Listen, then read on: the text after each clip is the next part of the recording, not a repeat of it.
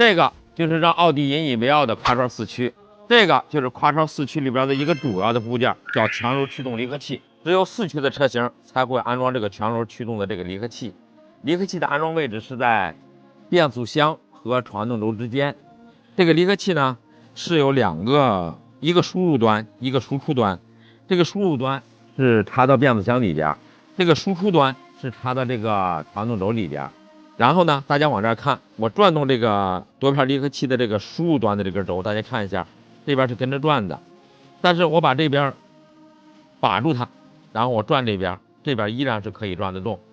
就证明这个是形成了一个开关的一个作用。然后什么时候结合呢？电脑根据车况感知的各种信号，控制这个电机什么时候让它形成1:1的旋转，就是这个离合器的一个作用。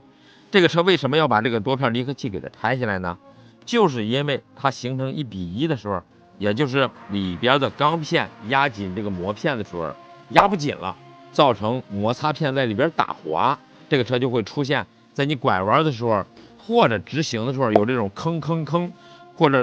吭吭吭这种不舒服的感觉，都是因为这个里边的离合器片和钢片之间打滑造成的。怎么解决呢？一会儿呢，咱们进统一修理车间把它拆开，咱们一块看一下。这个 Q5的这个四驱的夸超强轴驱动离合器呢，已经拆下来了。大家往这儿看，主要的故障点是在这个离合器的摩擦片上边，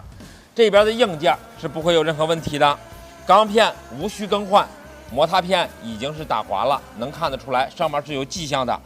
把这些损坏的片给它换成新的，把间隙调好，然后把油换上。这台车走直线吭吭吭或者拐弯的时候一左一左的这种现象立马解决。